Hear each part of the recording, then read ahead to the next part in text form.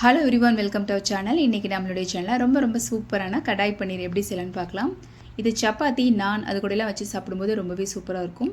நம்ம ரெஸ்டாரண்ட்லாம் சாப்பிடுவோம்ல, அதே டேஸ்ட்டில் கிடைக்கும். ஸோ கண்டிப்பாக மிஸ் பண்ணாமல் இந்த ரெசிபி நீங்களும் ட்ரை பண்ணி பாருங்கள். கடாய் பன்னீர் பண்ணுறதுக்கு ஃபஸ்ட்டு நம்ம ஒரு மசாலா பவுடர் ரெடி பண்ணிக்கலாம். பேனில் 3 டேபிள் ஸ்பூன் அளவுக்கு வரமல்லி எடுத்துக்கோங்க. 1 டேபிள் ஸ்பூன் மிளகு, 1 டேபிள் ஸ்பூன் அளவுக்கு சீரகம், 1 டேபிள் ஸ்பூன் சோம்பு, ஒரு 4 வரமிளகாய் இந்த மாதிரி 2 கட் பண்ணிவிட்டு சேர்த்துக்கோங்க. இப்போ இந்த மிளகு மல்லி எல்லாம் நல்லா வறுத்து வாசனை வர அளவுக்கு ஓரளவுக்கு நல்லா செவந்து வாசனை வந்ததுக்கப்புறமா ஒரு மிக்சி பவுலுக்கு மாற்றிட்டு பொடிச்சு எடுத்துக்கலாம். ரொம்ப ஃபைனாக பொடிக்கணும்னு அவசியம் கிடையாது, கொஞ்சம் குறை இருந்தாவே நல்லாயிருக்கும். அந்த மாதிரி பொடிச்சு எடுத்துக்கோங்க. இப்போ பேனில் எண்ணெய் சேர்த்துக்கோங்க. எண்ணெய் ஓரளவுக்கு சூடானதுக்கப்புறமா ஒரு பெரிய வெங்காயம், ஒரு கேப்சிகம் அதை இந்த மாதிரி க்யூபாக கட் பண்ணிக்கோங்க. கட் பண்ணிவிட்டு அதை நல்லா எண்ணெயிலேயே வதக்கிக்கலாம். இப்போ இது கூட 1 டீஸ்பூன் அளவுக்கு மிளகாய்த்தூள், அப்புறம் நம்ம இடித்து வச்சுருக்கோம் இல்லையா அந்த மசாலா பவுடர், அதுலேருந்து 1.5 டேபிள் ஸ்பூன் அளவுக்கு அந்த மசாலா பவுடரையும் சேர்த்துக்கலாம். இது கூட நான் 200 கிராம் அளவுக்கு பன்னீரை லைட்டாக ஃபஸ்ட்டு டோஸ்ட் பண்ணி இந்த மாதிரி க்யூப் மாதிரி கட் பண்ணிவிட்டு டோஸ்ட் பண்ணிவிட்டு எடுத்து வச்சுருக்கேன். அதையும் அது கூட சேர்த்துக்கோங்க. நீங்கள் ஃபஸ்ட்டு நம்ம வெங்காயம் கேப்சிகம் வதக்கும் போதே இதை கட் பண்ணிவிட்டு சேர்த்து வதக்கிக்கலாம். அப்படி செய்யும்போது உங்களுக்கு பன்னீர் உடஞ்சி போகிறதுக்கு வாய்ப்பு இருக்குது. ஸோ அதனால் நீங்கள் ஃபஸ்ட்டு பன்னீர் இந்த மாதிரி லைட்டாக தனியாக ஃப்ரை பண்ணிவிட்டு எடுத்து வச்சுட்டு அதுக்கப்புறமா சேர்த்துக்கோங்க. இப்போ இது கூட தேவையான அளவுக்கு உப்பும் சேர்த்து நல்லா இந்த மாதிரி கலந்து விட்டுக்கோங்க. இப்போ இந்த மசாலா பவுடரோட பச்சை வாசனை ஓரளவுக்கு போனதுக்கப்புறமா இதை தனியாக எடுத்து வச்சுக்கலாம். இப்போ இன்னொரு பேனில் எண்ணெய், 1 டேபிள் ஸ்பூன் அளவுக்கு நெய், அப்படி இல்லைன்னா வெண்ணெய் சேர்த்துக்கோங்க.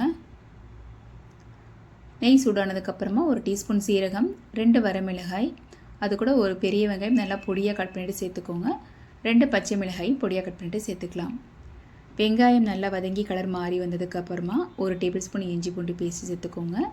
பச்சை வாசனை போனதுக்கப்புறம் 1 டீஸ்பூன் மிளகாய்த்தூள், 1 டீஸ்பூன் மல்லித்தூள் சேர்த்துக்கோங்க. அது கூட நம்ம இடித்து வச்சுருக்கோம் இல்லையா அந்த மசாலா பவுடர், அதில் ஒரு 1.5 டேபிள் ஸ்பூன் அளவுக்கு சேர்த்துக்கோங்க. மொத்தமாக அந்த மசாலா பவுடர் நம்ம 3 டேபிள் ஸ்பூன் சேர்த்துருக்கோம்.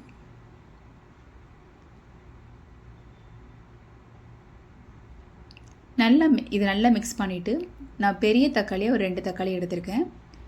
ஒரு மீடியம் சைஸ் தக்காளியாக இருந்தால் நீங்கள் 3 தக்காளி எடுத்துக்கோங்க. நல்லா பொடியாக கட் பண்ணிவிட்டு இதை சேர்த்து நல்லா வதக்கிக்கலாம். அப்படி இல்லைன்னா நீங்கள் தக்காளியை மிக்சியில் அரைச்சிட்டு கூட சேர்த்துக்கலாம். இப்போ தேவையான அளவுக்கு உப்பும் சேர்த்துக்கோங்க. சேர்த்துட்டு தக்காளி இந்த மாதிரி நல்லா மசிச்சு விட்டுக்கோங்க. அப்போ தான் உங்களுக்கு இந்த கிரேவி நல்லா டேஸ்ட்டாக இருக்கும். இப்போ பாருங்கள், தக்காளி நல்லாவே வதங்கி வந்துடுச்சு. இப்போ இது கூட கொஞ்சமாக தண்ணி சேர்த்து இதை ஓரளவுக்கு வேக வைக்கலாம். தண்ணி சேர்த்து ஒரு 3 நிமிஷத்துலேயே பார்த்திங்கன்னா இந்த மாதிரி வெந்து லைட்டாக எண்ணெய் பிரிஞ்சு வர ஆரம்பிக்கும். இந்த ஸ்டேஜில் நம்ம ஆல்ரெடி ரெடி பண்ணி வச்சுருக்கோம் இல்லையா பன்னீர், அதையும் இது கூட சேர்த்துக்கலாம். சேர்த்துட்டு நல்லா இந்த மாதிரி கலந்து விட்டுக்கோங்க.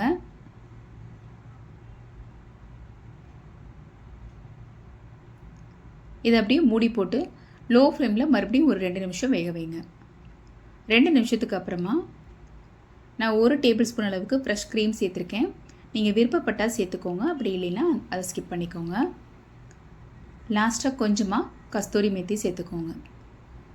சேர்த்து நல்லா மிக்ஸ் பண்ணிங்கன்னா ஒரு சூப்பரான டேஸ்ட்டில் கடாய் பன்னீர் ரெடி ஆகிடும்.